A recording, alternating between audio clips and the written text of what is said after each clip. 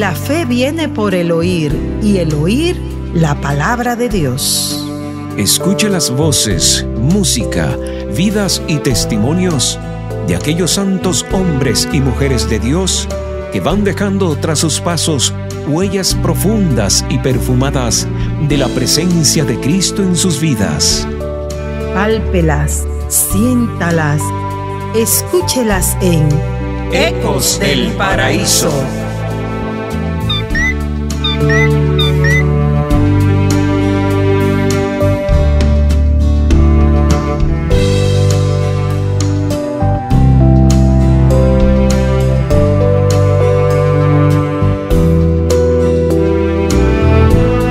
Saludos, apreciados oyentes. Bienvenidos una vez más a su programa Ecos del Paraíso. Les saluda Milagros Hilda Reyes y desde ya con nosotros en la narración el pastor Juan Joaquín de la Cruz Gerardo.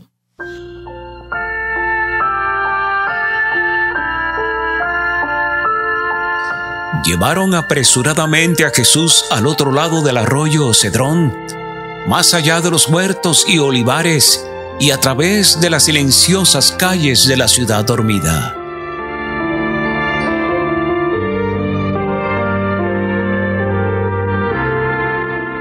Era más de medianoche y los clamores de la turba aullante que le seguía rasgaban bruscamente el silencio de la noche. El Salvador iba atado y cuidadosamente custodiado y se movía penosamente. Pero con apresuramiento, sus apresadores se dirigieron con él al palacio de Anás, el ex sumo sacerdote.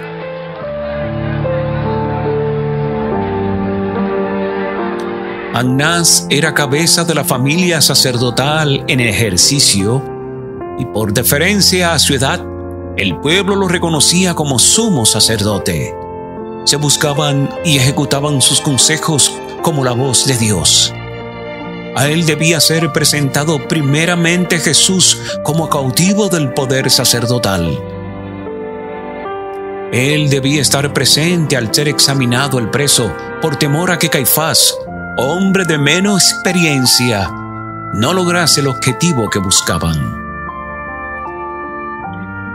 En esta ocasión, había que valerse de la arteria y sutileza de Anás, porque había que obtener sin falta la condenación de Jesús.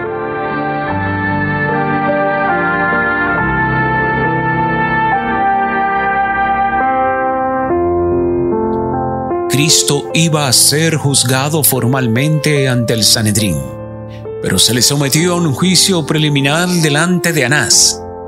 Bajo el gobierno romano, el Sanedrín no podía ejecutar la sentencia de muerte. Podía tan solo examinar a un preso y dar su fallo, que debía ser ratificado por las autoridades romanas. Era pues necesario presentar contra Cristo acusaciones que fuesen consideradas como criminales por los romanos. También debía hallarse una acusación que le condenase ante los judíos. No pocos de entre los sacerdotes y gobernantes habían sido convencidos por la enseñanza de Cristo, y solo el temor de la excomunión les impedía confesarle. Los sacerdotes se acordaban muy bien de la pregunta que había hecho Nicodemo: ¿juzga nuestra ley a hombre si primero no oyere de él y entendiere lo que ha hecho? Esta pregunta había producido momentáneamente la disolución del concilio y estorbado sus planes. Gracias por escuchar Ecos del Paraíso.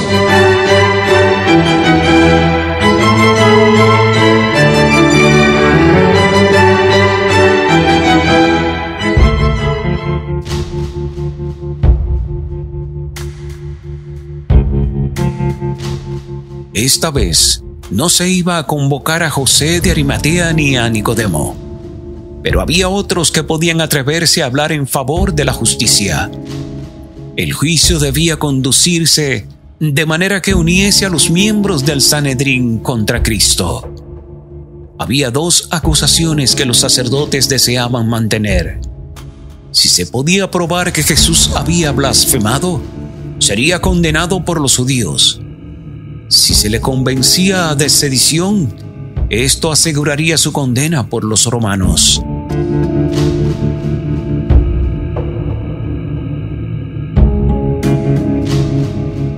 Anás trató primero de establecer la segunda acusación. Interrogó a Jesús acerca de sus discípulos y sus doctrinas, esperando que el preso dijese algo que le proporcionara material con que actuar. Pensaba arrancarle alguna declaración que probase que estaba tratando de crear una sociedad secreta con el propósito de establecer un nuevo reino. Entonces los sacerdotes le entregarían a los romanos como perturbador de la paz y fautor de insurrección.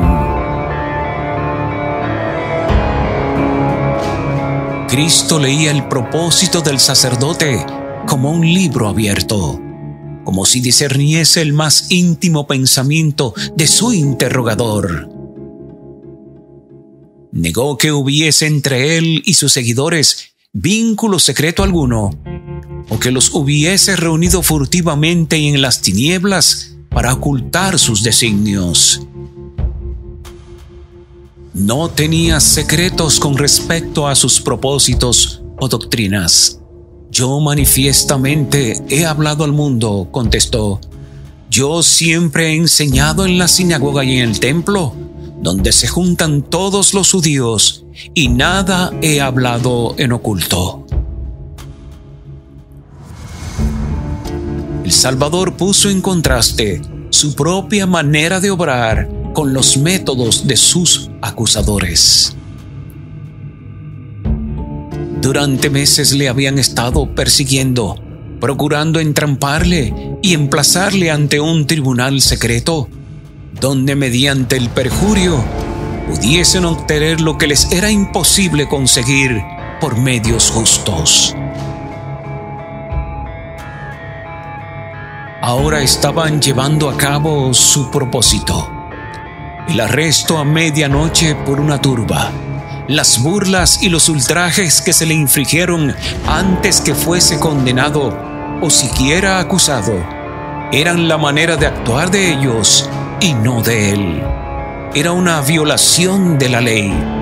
Sus propios reglamentos declaraban que todo hombre debía ser tratado como inocente hasta que su culpabilidad fuese probada. Por sus propios reglamentos, los sacerdotes estaban condenados. Usted es testigo principal de lo que acontece en Ecos del Paraíso.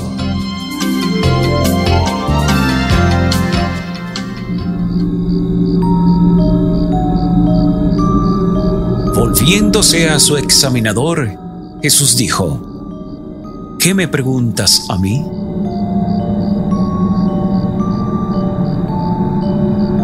¿Acaso los sacerdotes y gobernantes no habían enviado espías para vigilar sus movimientos e informarlos de todas sus palabras? ¿No habían estado presentes en toda reunión de la gente y llevado información a los sacerdotes acerca de todos sus dichos y hechos? Anás quedó acallado por la decisión de la respuesta, temiendo que Cristo dijese acerca de su conducta algo que él prefería mantener encubierto. Nada más le dijo por el momento.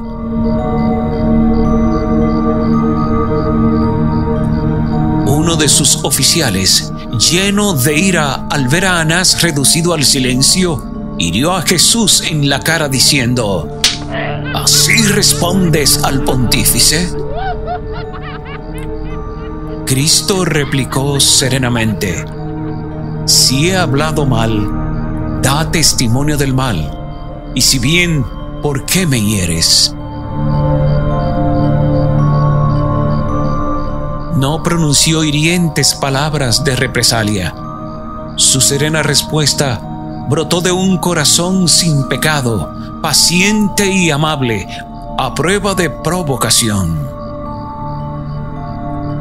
Cristo sufrió intensamente bajo los ultrajes y los insultos, en manos de los seres a quienes había creado y en favor de los cuales estaba haciendo un sacrificio infinito. Recibió toda indignidad y sufrió en proporción a la perfección de su santidad y su odio al pecado. El ser interrogado por hombres que obraban como demonios le era un continuo sacrificio.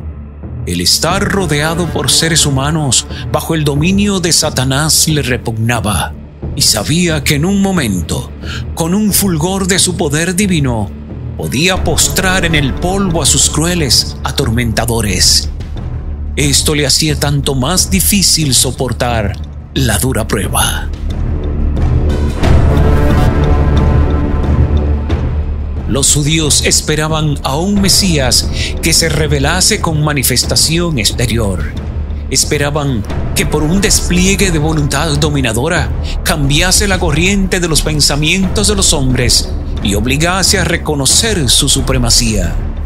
Así, creían ellos, obtendría su propia exaltación y satisfaría las ambiciosas esperanzas de ellos.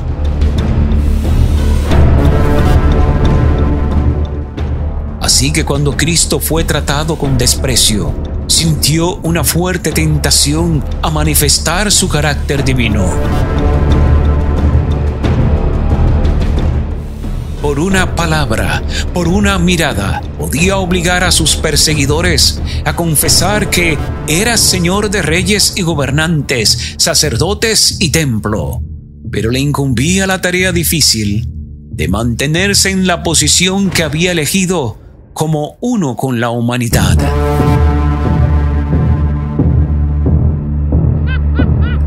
Los ángeles del cielo presenciaban todo movimiento hecho contra su amado general. Anhelaban librar a Cristo. Bajo las órdenes de Dios, los ángeles son todopoderosos.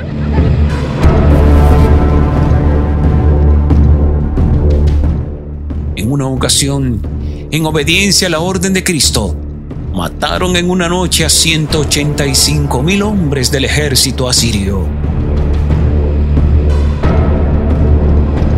Cuán fácilmente los ángeles que contemplaban la ignominiosa escena del juicio de Cristo podrían haber testificado su indignación, consumiendo los adversarios de Dios. Pero no se les ordenó que lo hiciesen. El que podía haber condenado a sus enemigos a muerte, soportó su crueldad. Su amor por su Padre y el compromiso que contrajera desde la creación del mundo de venir a llevar el pecado, le indujeron a soportar sin quejarse el trato grosero de aquellos a quienes había venido a salvar. Era parte de su misión soportar en su humanidad todas las burlas y los ultrajes que los hombres pudiesen acumular sobre él. La única esperanza de la humanidad estribaba en esta sumisión de Cristo a todo el sufrimiento que el corazón y las manos de los hombres pudieran infligirle.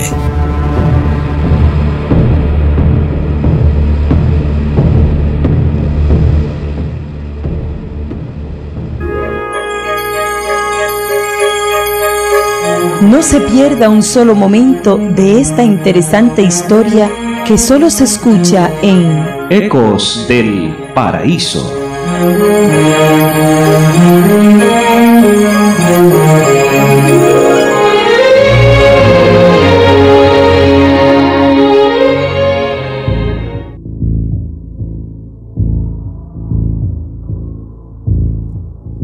Nada había dicho Cristo que pudiese dar ventaja a sus acusadores, y sin embargo, estaba atado para indicar que estaba condenado. Debía haber, sin embargo, una apariencia de justicia. era necesario que se viese una forma de juicio legal. Las autoridades estaban resueltas a apresurarlo. Conocían el aprecio que el pueblo tenía por Jesús y temían que si cundía la noticia de su arresto, se intentase rescatarlo.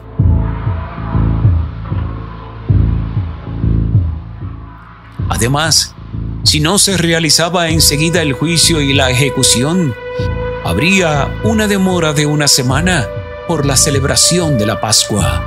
Esto podría desbaratar sus planes.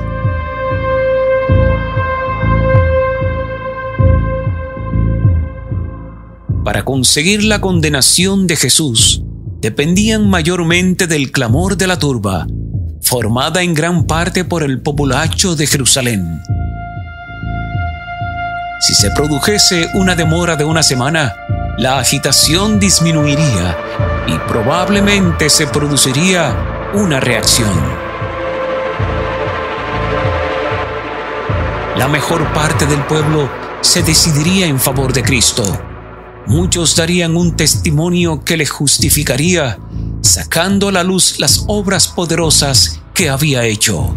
Esto excitaría la indignación popular contra el Sanedrín.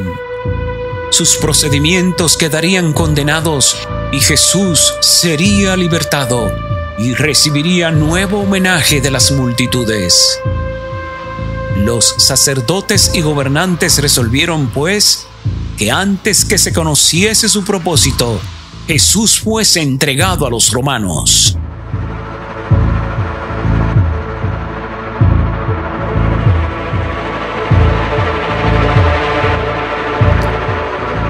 Pero ante todo, había que hallar una acusación. Hasta aquí nada habían ganado. Anás condenó que Jesús fuese llevado a Caifás. Este pertenecía a los saduceos, algunos de los cuales eran ahora los más encarnizados enemigos de Jesús. El mismo Caifás, aunque carecía de fuerza de carácter, era tan severo, despiadado e inescrupuloso como Anás. No dejaría sin probar medio alguno de destruir a Jesús.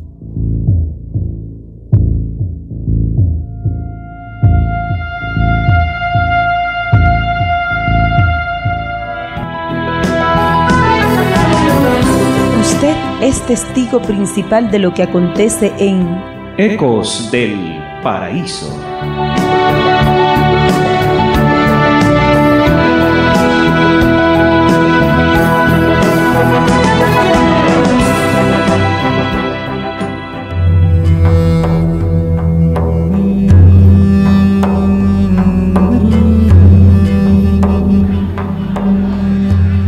Era ahora de madrugada y muy oscuro.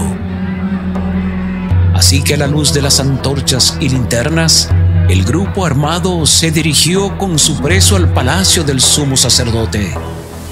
Allí, mientras los miembros del Sanedrín se reunían, Anás y Caifás volvieron a interrogar a Jesús, pero sin éxito. Cuando el concilio se hubo congregado en la sala del tribunal, Caifás tomó asiento como presidente. A cada lado estaban los jueces y los que estaban especialmente interesados en el juicio. Los soldados romanos se hallaban en la plataforma abajo en el solio cuyo pie estaba Jesús. En él se fijaban las miradas de toda la multitud. La excitación era intensa. En toda la muchedumbre, él era el único que sentía calma y serenidad. La misma atmósfera que le rodeaba parecía impregnada de influencia santa.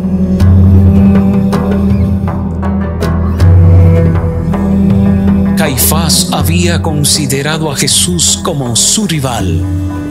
La avidez con que el pueblo oía al Salvador y la aparente disposición de muchos a aceptar sus enseñanzas habían despertado los acerbos celos del sumo sacerdote. Pero al mirar Caifás al preso, le embargó la admiración por su porte noble y digno. Sintió la convicción de que este hombre era de filiación divina. Al instante siguiente, desterró despectivamente este pensamiento. Inmediatamente, dejó oír su voz en tonos burlones y altaneros, exigiendo que Jesús realizase uno de sus grandes milagros delante de ellos. Pero sus palabras cayeron en los oídos del Salvador como si no las hubiese percibido. La gente comparaba el comportamiento excitado y maligno de Anás y Caifás con el porte sereno y majestuoso de Jesús.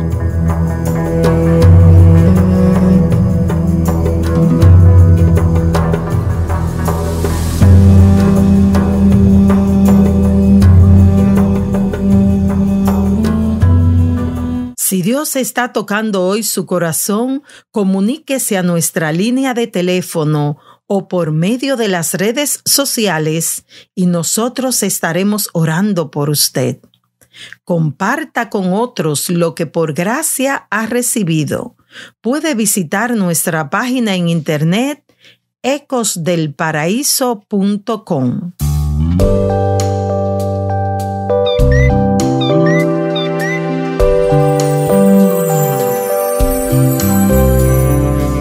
Radiante mañana, imagínate que llegas a una orilla y encuentras que es el cielo, que estrechas una mano y que es la mano de Dios, que respiras un nuevo aire y que es el de las regiones eternas, que te sientes vigorizado y es porque entras a la inmortalidad, que te despiertas y te hallas en el hogar celestial, que escuchas sinfonías de alabanzas y son las de los coros angélicos, que veis unos rostros felices y son tus seres queridos. Con profunda gratitud hemos presentado Ecos del Paraíso. Es una producción y realización de su hermano y amigo de siempre, el pastor Juan Joaquín de la Cruz Gerardo.